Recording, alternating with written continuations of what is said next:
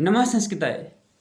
प्रिय छात्रों, इस वीडियो में हम समास के कुछ अन्य भेदों को आपके सामने प्रस्तुत कर रहे हैं, जिनका नाम है कर्मधारय समास, द्विगु समास और बहुव्रीहि समास। इससे पहले वाली वीडियो में जो समास की वीडियो थी उसमें हमने समास के बारे में आपको बताया और साथ ही तत्पुरुष समास के बारे में बताया था। इस वीडियो में हम कर्मधारय, द्विगु और बहुव्रीहि इन तीनों समासों के बारे में आपको बताने वाले हैं। चलिए शुरू करते हैं। कर्मधारय समास।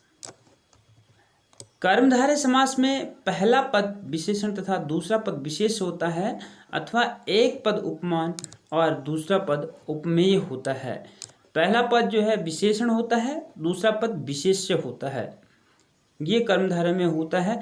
जैसे हम उदाहरण के तौर पर देखेंगे, यहाँ पर अंधकूप उदाहरण में है। अंधकूप, अंधा है जो कूप, कूप अर्थात कुआं, अंधा कुआं जिसको कहते हैं। तो अंधकूप, अंध यहाँ पर जो है, अंध जो है वह कूप का विशेषण है। और दूसरा पद विशेष्य होगा, कूप संज्ञा है, तो विशेष्य मतलब संज्ञा और सर्वनाम।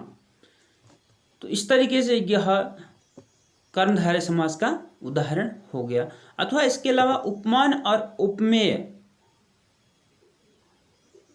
जैसे उपमान और उपमेय क्या होता है, जिसकी एक उपमान होता है जिसकी उपमा की जाती है।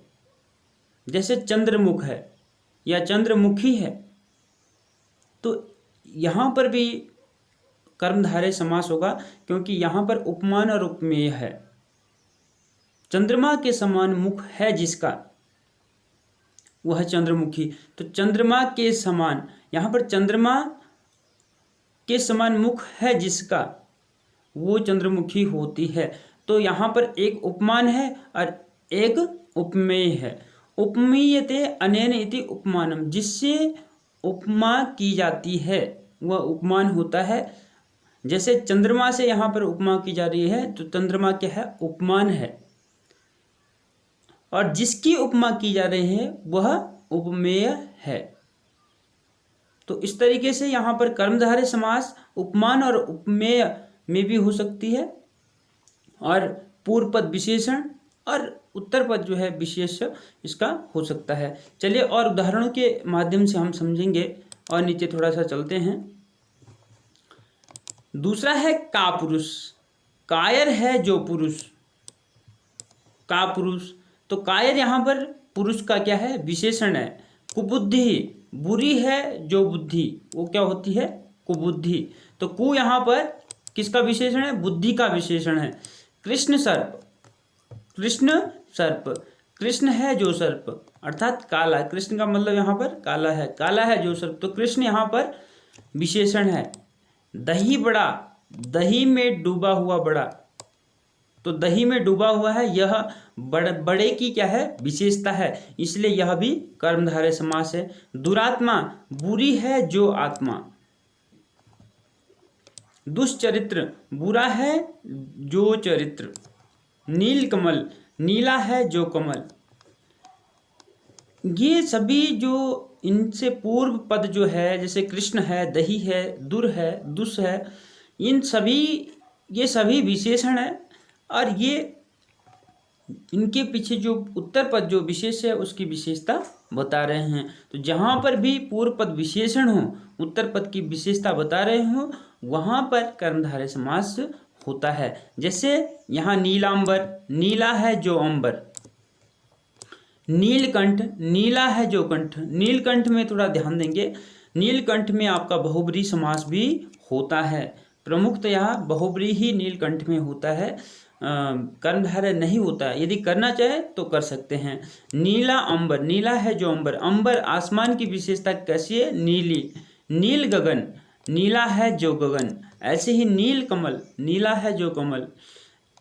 पंचक्की, पानी से चलने वाली चक्की। यहाँ पर देखें, पानी से चलने वाली चक्की। बीच में तीन पदों का लोप हो गया है, यही समास की विशेषता भी है। पीतांबर, पीत है जो अंबर। पीत अर्थात पीला, पीला है जो अंबर। अंबर मतलब यहाँ पर वस्त्र। तो पीला है जो वस्त्र, यहाँ पर ये हो सकता है। दूसरा, पीताम्बर हम भगवान विष्णु को भी कहते हैं, तो वहाँ पर यहाँ पर जो है बहुव्रीहि भी हो सकता है। पीले हैं जिसके वस्त्र वह कौन है?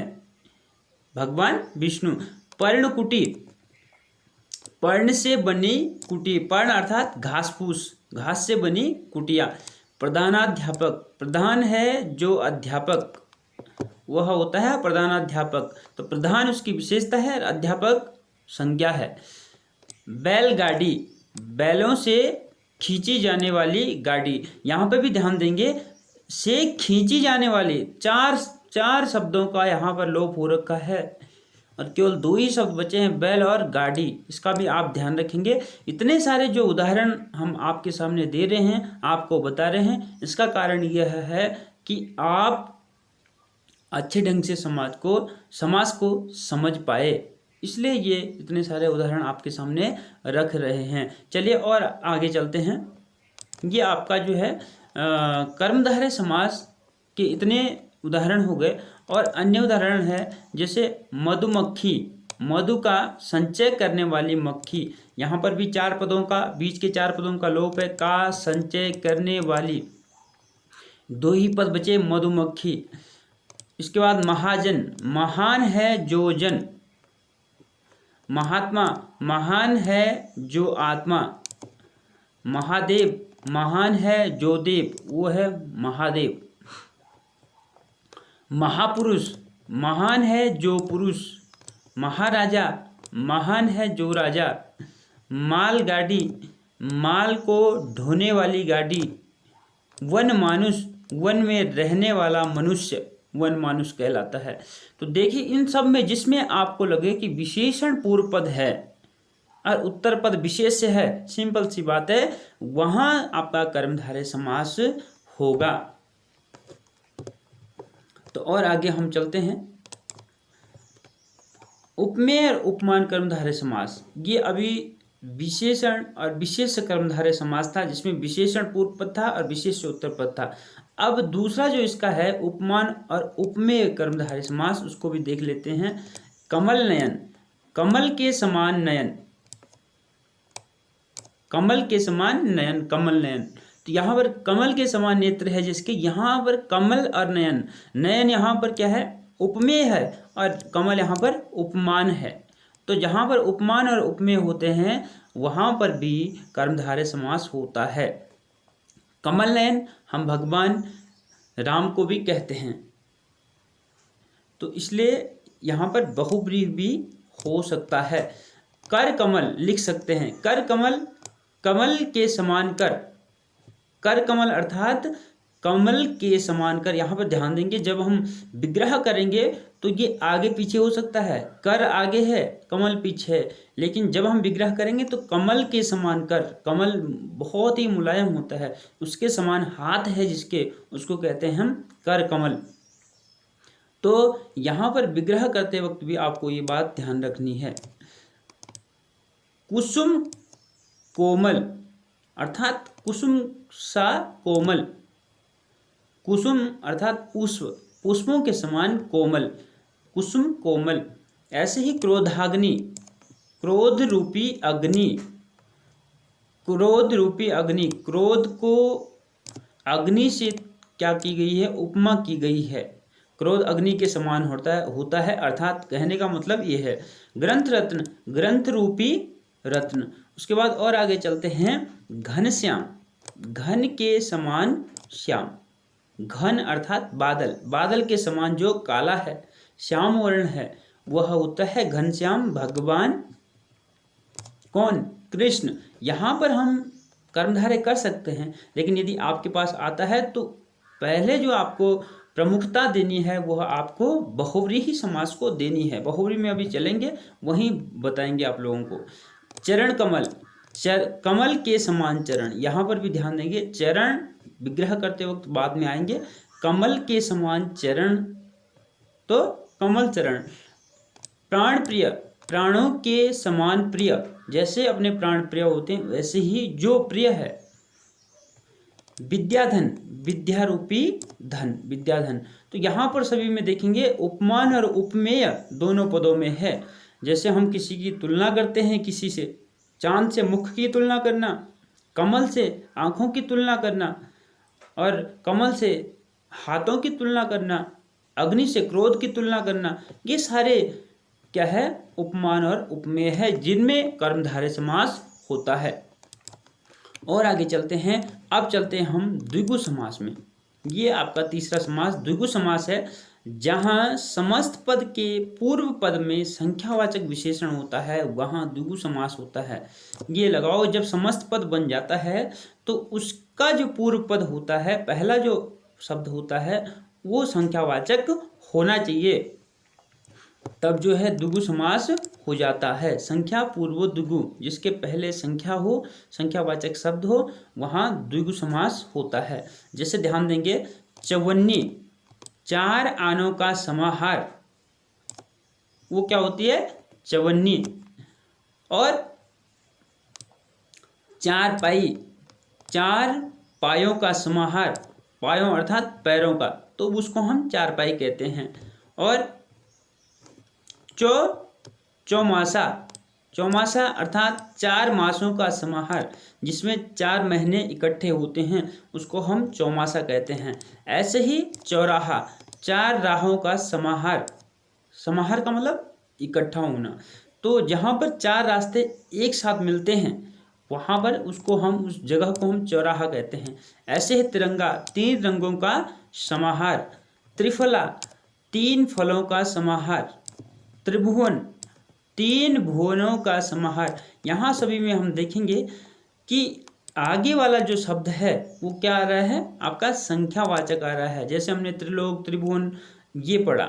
ऐसे ही त्रिवेणी, 3 वेणियों का समाहार, अर्थात 3 नदियों का समाहार।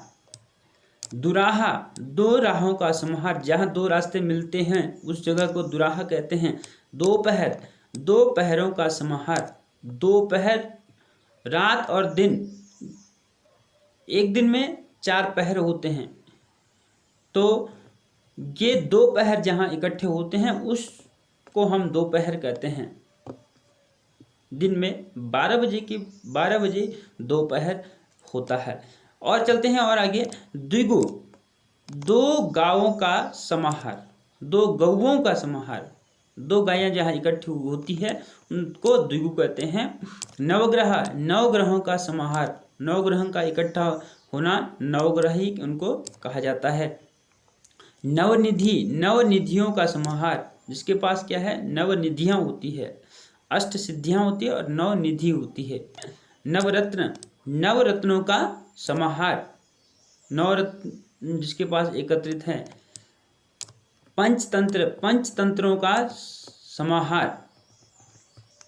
पंचवटी, पंचवटों का समाहार, पंचवटों का समाहार। 5 प्रकार के वृक्ष जहाँ होते हैं उसको पंचवटी कहते हैं। पंजाब, पंच आबों का समाहार, आब अर्थात जल, नदी, तो 5 नदी जहाँ इकट्ठी होती है उस जगह को पंजाब कहते हैं। शताब्दी, 7 आब्दों का समूह, पूरा 100 सालों का एक समूह जो होता है वो शताब्दी कहलाता है। सतसई, 700 का समाहार, 700 जिसमें सतसई अर्थात 700 दोहे हैं या 700 श्लोक हैं, उसको हम सतसई कह सकते हैं। सप्ताह, 7 दिनों का समाहार, 7 दिनों के समाहार को हम क्या कहते हैं, 7 दिनों के समूह को हम सप्ताह कहते हैं। तो इस तरीके से जहाँ ये संख्या पूर्वक है, संख्या पहले है सभी में, तो वहाँ जो है आपका द्विगु समास होता है। और आगे हम चलते हैं आज के इस अंतिम समास में, जिसका नाम है बहुव्रीहि। जहाँ पहला पद और दूसरा पद मिलकर किसी तीसरे पद की ओर संकेत करते हैं, वहाँ बहुव्रीहि समास होता है। देखिए, कर्मधारय बहुव्रीहि में यही अंतर होता है। कर्मधारय जो समास होता है, अंतर भी अभी आपको बताएंगे। कर्मधारय समास विशेषण विशेष और उपमान उपमेय में होता है, वही उसकी खासियत प्रधानता होती है। लेकिन बहुव्रीहि समास जो होता है अन्य पद प्रधान होता है। अन्य पद प्रधान अर्थात शब्द जो बोल रहे हैं वो मेन नहीं है, वो गौण है। शब्द और शब्दों के अर्थ गौण होते हैं, जो अन्य अर्थ उसका निकलेगा वह प्रधान होता है। जैसे हम उदाहरणों से समझेंगे, एक दंत अर्थात एक दांत वाला है जो, तो एक दांत वाला है जो कोई भी एक दांत वाला हो सकता है, लेकिन जो फेमस है, जो प्रसिद्ध है, वो है गणेश जी, जिनको हम एक दंत कहते हैं। तो ये अन्य, इसका क्या हो गया, अन्य अर्थ हो गया। तो यही खासियत है बहुव्रीहि की। बहुव्रीहि का अन्य जो अर्थ होता है वही प्रधान होता है, अन्य पद प्रधान होता है। बोला कुछ जाता है और उसका अर्थ जो होता है वो बिल्कुल अलग होता है। यहाँ एक और दंत में से कोई प्रधान या गौण नहीं है, बल्कि दोनों पद तीसरे पद गणेश जी के लिए प्रयुक्त हो रहे हैं। अतः बहुव्रीहि समास में पहला और दूसरा पद कोई भी प्रधान नहीं होता। जैसे मैंने आप लोगों को बताया कि बहुव्रीहि में उत्तर पद और पूर्व पद कोई भी प्रधान नहीं होता है, न तो पद होते हैं, नहीं उनके अर्थ प्रधान होता है। प्रधान जो होता है वो होता है अन्य पद जिस पे अर्थ बैठ रहा है और जो प्रसिद्ध है उस पे। तो चलिए और आगे चलते हैं, उदाहरणों के माध्यम से हम समझेंगे। कन फटा, कान है फटा जिसका, फकीर, फकीर आदमी को ये कहते हैं जो सुनता ही नहीं है, तो उसको हम कन फटा कहते हैं। फकीर के लिए ज़्यादातर ये यूज किया जाता है, जो ऐसे ही इधर उधर घूमता रहता है। कमल नयन, ऊपर आया था कमल जैसे नयनों वाला राम, मैंने बताया था ऊपर कि राम जी को कमल नयन कहा जाता है। तो यहाँ पर बहुव्रीहि ही सबसे मेन है। तो पहले अगर यदि आपके पास आता है तो बहुव्रीहि लिखेंगे, उसके बाद यदि चाहे तो कर्मधारय लिख सकते हैं। गजानन, गज जैसे आनन वाला, अर्थात हाथी जैसे मुख वाला, आनन मतलब मुख, वो कौन है, गणेश जी। गोपाल, गो का पालन करने वाला श्री कृष्ण। गिरिधर, गिरि को धारण करने वाला, वो भी भगवान श्री कृष्ण है। पर्वत को धारण करने वाला, ना तो गिरि की प्रधानता है ना धर की प्रधानता है। प्रधानता किसकी है, जो जिन पे ये दोनों शब्द डिपेंड हो रहे हैं, बैठ रहे हैं। गिरिधर, गिरि को अर्थात पर्वत को धारण करने वाला, कौन है वो है भगवान कृष्ण। गिरीश, पर्वतों का राजा, वो कौन है, हिमालय। चंद्रमुखी, चंद्र के समान मुख वाली, ये आपका चंद्रमुखी जो है ये आपका कर्मधारय समास का यहाँ उदाहरण आ गया। तो इसको आप बहुव्रीहि में नोट नहीं करेंगे, ये कर्मधारय का ही उदाहरण रहेगा। चक्रधर, चक्र धारण करने वाला भगवान श्री कृष्ण। तो और आगे हम चलते हैं, इतना हमने आपको उदाहरण बता दिया, और भी उदाहरण हम आपको बताएंगे। जैसे चक्रपाणि, चक्र है हाथ में जिसके भगवान श्री कृष्ण। चतुर्भुज, चार है भुजाएं जिसकी भगवान विष्णु। अब यहाँ पर द्विगु और बहुव्रीहि में ध्यान देंगे। द्विगु में क्या बताया था कि संख्या पहले होनी चाहिए, यहाँ चतुर्भुज में चतुर संख्या पहले है 4। लेकिन ये ध्यान देना है, अगर वो किसी फेमस व्यक्ति का नाम है, भगवान का नाम है, किसी वस्तु स्थान का नाम है, फेमस है जो, तो वहाँ पर बहुव्रीहि ही होगा, द्विगु वहाँ पर नहीं होगा, ये ध्यान रखेंगे। चतुर्मुख, 4 मुख वाला, ये 4 मुख है जिसके, वो कौन है, ब्रह्मा जी। जितेंद्रिय, जीता है, जीत लिया है इंद्रियों को जिसने, वो क्या कहलाता है, जितेंद्र कहलाता है। जितेंद्र हम किसी भी पुरुष के आगे लगा सकते हैं। तीव्र बुद्धि, तीव्र बुद्धि वाला, तेज है जिसकी बुद्धि। त्रिभुवन, 3 भुजाओं वाली आकृति, त्रिभुज अर्थात 3 भुजाओं वाली आकृति। यहाँ पर भी हम ध्यान देंगे, त्रिभुज, तीव्र बुद्धि और जितेंद्रिय ये कर्मधारय समास के अंतर्गत ही आएंगे, ये बहुव्रीहि के अंतर्गत नहीं आएंगे। अभी चलते हैं हम त्रिलोचन, 3 आंखों वाला, वो कौन है, भगवान शंकर। तो जो अन्य अर्थ जिसका प्रधान होता है, जैसे अन्य जो शिवजी पे यहाँ पे अर्थ बैठा है, शिवजी यहाँ पे मुख्य है, तो यहाँ पर बहुव्रीहि समास है। त्रिवेणी, 3 नदियों का संगम स्थल, प्रयागराज। दशानन, 10 मुख, 10 आनन अथवा मुख है जिसके, वह कौन है, रावण। यहाँ पे 10 है लेकिन यहाँ पे द्विगु नहीं होगा, यहाँ पे होगा बहुव्रीहि।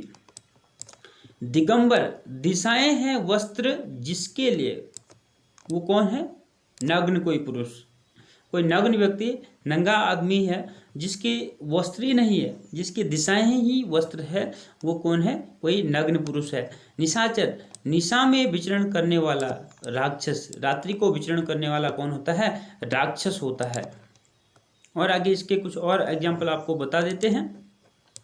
नीलकंठ, नीलकंठ है जिसका, वो कौन है? शिव जी, शंकर भगवान है। पतझड़, झड़ जाते हैं पत्ते जिस ऋतु में, वह कौन सी ऋतु होती है? पतझड़। पीतांबर, पीले वस्त्रों वाला भगवान श्री कृष्ण अथवा विष्णु। पंचानन, 5 मुख है जिसके, आनन है जिसके, भगवान शिव। 12 सिंगा, 12 सिंगों वाला एक पशु विशेष, एक पशु होता है जिसको हम 12 सिंगा कहते हैं। तो यहाँ पर भी बहुब्रीहि ही होगा। मक्खी चूस, मक्खी को भी चूसती है जो, वो कौन है? चूसता है जो, वो है कंजूस, तो उसको इसीलिए मक्खी चूस कहते हैं। महात्मा, महान आत्मा है जिसकी, ये तो आपका कर्मधारय समास का है। मुरलीधर, मुरली धारण करने वाला भगवान श्री कृष्ण। मृग नयनी, मृग के समान नयन है जिसके, कर्मधारय समास का ही है ये भी। लंबोदर, लंबा उदर है जिसका, वो कौन है? गणेश जी, इसलिए उनको लंबोदर कहते हैं। और लास्ट जो बचा है आपका वो है षडानन, 6 आननों वाला अर्थात कार्तिकेय। 6 मुख वाला जो है वो है कार्तिकेय। चतुर्मुख वाला ब्रह्मा जी, 5 मुख वाला हनुमान जी भी है और शिव जी भी है। तो इस तरीके से जो प्रसिद्ध व्यक्ति, वस्तु, स्थान है, उनका नाम यदि आता है तो वहाँ पर जो है जैसे 4, 5, 6 इन संख्याओं का द्विगु समास से संबंध नहीं होगा, बल्कि बहुव्रीहि समास से इनका संबंध होगा। तो प्रिय छात्रों, इस वीडियो में, आज की वीडियो में इतना ही है। अगली वीडियो में हम लेकर के आएंगे अन्य भाग को, अन्य भेदों को समास के। तब तक के लिए नमस्कार, धन्यवाद।